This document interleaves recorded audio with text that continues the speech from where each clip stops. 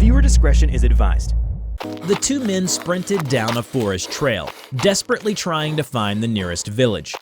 They could hear the ragged panting and screeching of their pursuer from behind. Despite not having a pair of legs, it was using its powerful arms to claw its way towards them. To make matters worse, it used its intestines like tentacles in order to propel itself forward. They pulled out their pistols and shot at it wildly.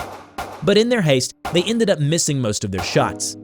The bullets that would have pierced its ghoulish body missed as it dodged out of the way with its supernatural speed. A long yet powerful tongue from the pursuer shot out at one of the men. It wrapped around his neck and yanked him back. He flew through the air back towards the creature and slammed onto the forest floor with a loud thud. He screamed for his friend to help, pleading and crying as his fingers clawed at the dirt.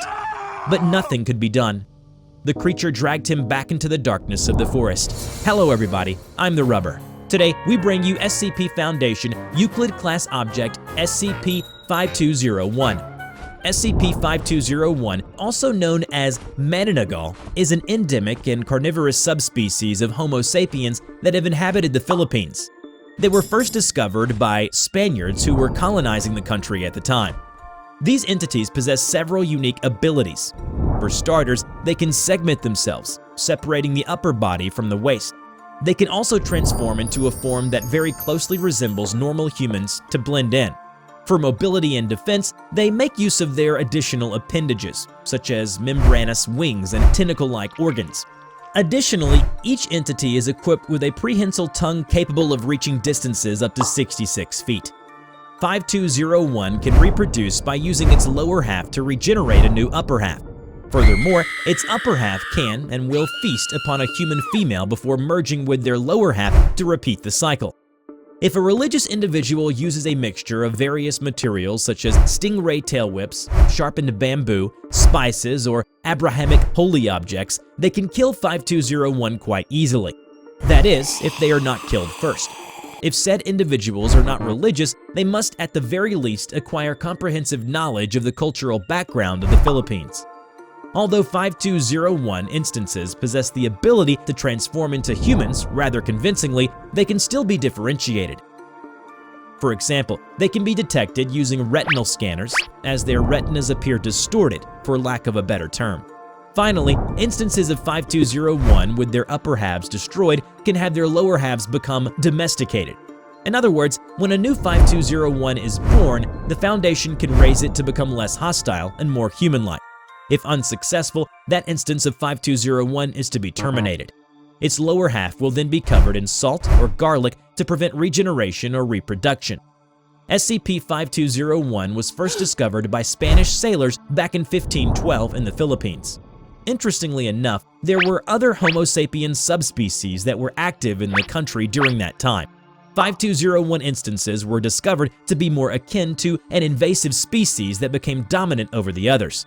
Other anomalies such as SCP-8871 and SCP-6993 still existed within the country, but 5201 is feared the most. After some time, the Foundation learned that some 5201 instances had been weaponized and used in wars that involved the Philippines. It was then that the Foundation found it prudent to mobilize MTF Theta-4, or folk hunters, to capture instances of 5201 for research.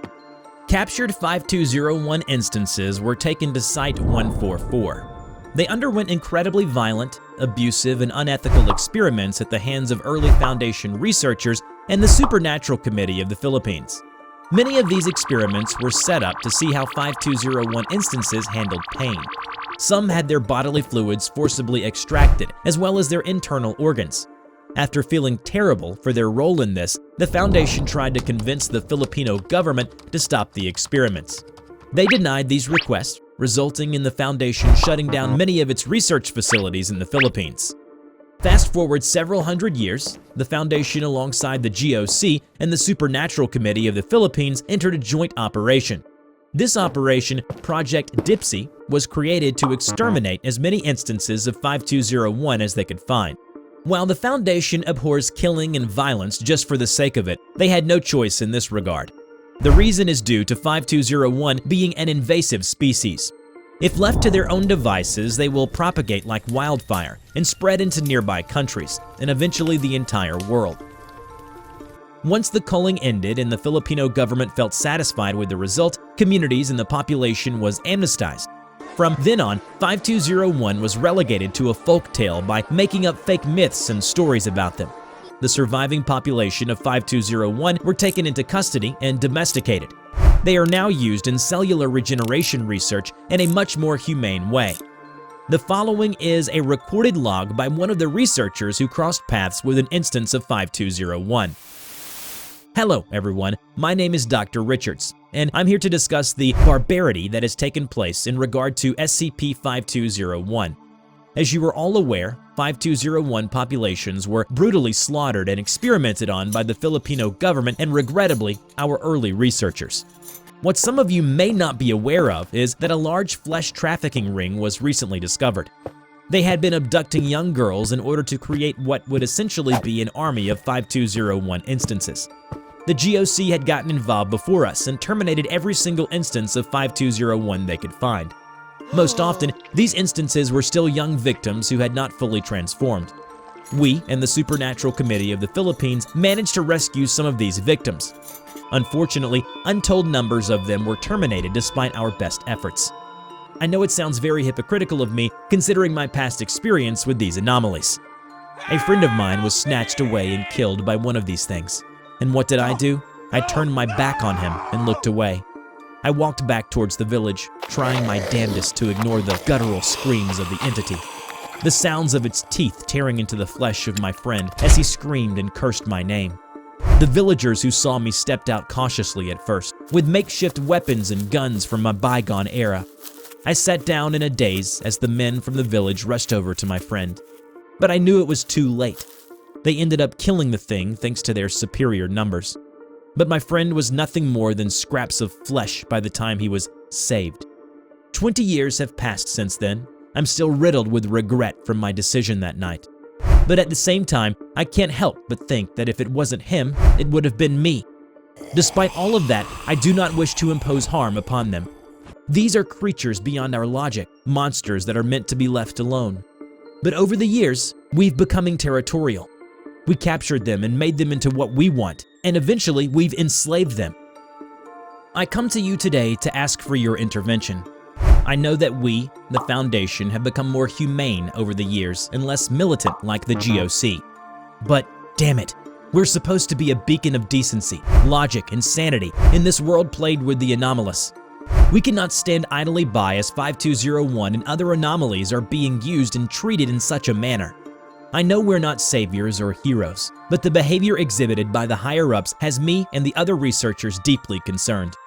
I humbly ask that several MTFs be deployed to prevent the unwarranted destruction of anomalous places, entities, and objects that do not seek the destruction of humanity. I know SCP-5201 instances have been shown to be violent, but we have already helped many become docile and blend in within human society. Coexistence is possible. You are the Ethics Committee. Please maintain it. Do not allow us to become like the GOC. We are not monsters. We are humans. We must be better. Signed, Dr. Richards.